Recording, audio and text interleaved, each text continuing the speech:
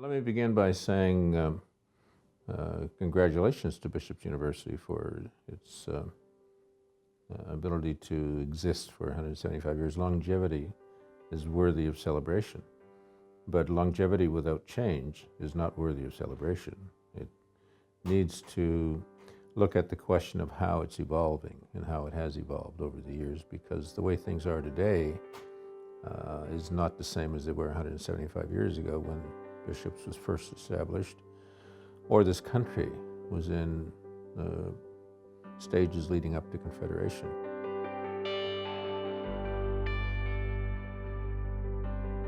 Bishop's College was established in 1843 on land donated by Lieutenant Colonel William Morris of the British Army. The nearby Lennoxville was just a village in the middle of the eastern townships, a vast region only recently opened up for settlement. United Empire loyalists and settlers from the United States and British Isles found this to be a wild land, rich with potential. One loyalist, Lucy Peel, describes the townships as a country where the active and industrious must prosper, the idle starve. There is on every side endless room for improvement, and even our small farm would take thousands to make it look anything like an English estate. Well, Lucy Peel was a settler in this area. But what exactly does it mean to open a territory up for settlement? What does it mean to found a university at the edge of British imperial reach? It's worth remembering that colonization is an ongoing process that includes defining and redefining land, first as wilderness, then as property and resources that are just sitting there, waiting to be developed economically and culturally. So, establishing an Anglican divinity school played a key role in the European redefinition of this territory. Looking back at Bishop's founding, Professor Robin Burns wrote, "Civilization had come to an alien and sometimes hostile frontier, as barren and bleak as the landscape in the earliest engraving. It shows a brick building with some stone in a British style, an assertion of permanence when most buildings in the region were wooden and American-inspired." The very monumental architecture of Bishop's College was a statement about Eurocentric superiority. It needs to be understood that it's not just land that's redefined in the process of colonization. Indigenous people come to be seen as impermanent, as nomads, and their economic, political, and cultural relationship to this land gets erased. The British King George III had committed to protecting and respecting the sovereignty of First Nations in 1763, as expressed in the Treaty of Niagara of 1764.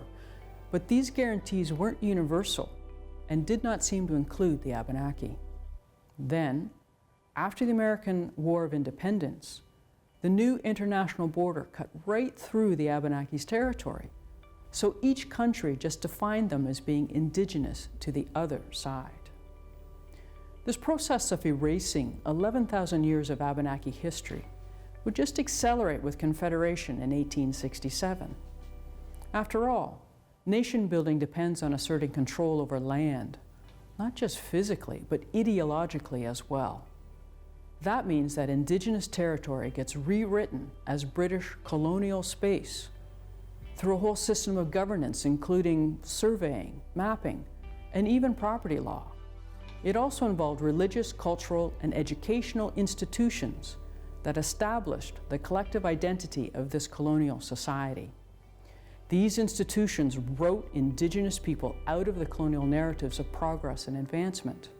And Bishop's was part of all that. It was mandated to teach strictly European traditions of theology, natural philosophy, and the classics. Bishop's College was to be the principal educational institution of the Quebec Diocese of the Anglican Church of British North America. Queen Victoria defined this mandate in the Royal Charter, charging the university with the education of youth in the doctrines and duties of the Christian religion, and for their instruction in the various branches of science and literature. The university continued to be directed by the Anglican Church until 1947, We can see this Anglican heritage to this day in the identity and culture of bishops, which Maclean's University Guide referred to as Oxford on the Massawippi in 2009. So I think what we need to think about is, how have we evolved? How have we changed, and how do we need to continue to change? You know, to answer a question of what does it mean for us to see that the university has decided to start to recognize whose land they walk softly on. Don't think for 1 minute the university decided this on their own. Our ancestors were here long before. They've hidden many stories in every piece of ground you walk on. They're the ones who whispered in the ears of the university to remember whose land they're on. Our ancestors will always remain here. And as the newcomers' ancestors spend time on this land, they will leave something behind too. Not only something for us to share, but something for our ancestors to share with your ancestors. So what does it mean for us that people are starting to truly recognize that they're there on our lands?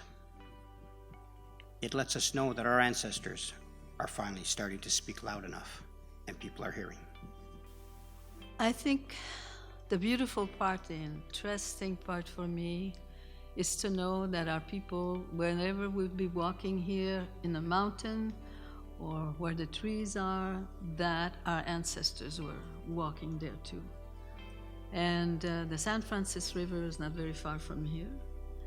And I feel that I hear the spirit of the river because our people canoed on that river for many, many, many years. You know, when we're talking of the time of our ancestors in this province, in particular Lake Mégantic and the southern part of Quebec, dates 11,000 years that Wabanaki people have been walking on this land. So everywhere we go where the nature is, I always feel all my ancestors were passing by here. And for me, it's sacred. Well, my first question for a student who's brand new is always to ask them, well, where do they come from? Because if you're coming from another country, then it's a different conversation that I'm going to have. But if they're coming from within Canada, another province, then that would kind of be the starter. You know, where do you come from? I'm from Ontario. Okay, so what part of Ontario are you from? Do you know of any Indigenous people around you? Do you know the traditional territory that's there? And kind of start to bring it home, because what's really important is positionality, understanding your position, where you're from, situating yourself, and knowing the history. It's very important to know history, because history informs the decisions that we make. And I think that that's lost often. You know, that how important reflecting on the past can determine, you know, the choices that we make now. So where are you from? And where are you now? What histories are you part of as you live here, study here, work here? And what responsibilities flow from that? How has the university evolved since its foundation? And what is still needed? Whose memory will inform how we mark 175 years of Bishop's University and 11,000 years of the place that Abenaki call Nikito Teguasis? How do our conversations and actions build towards the next 175 years together?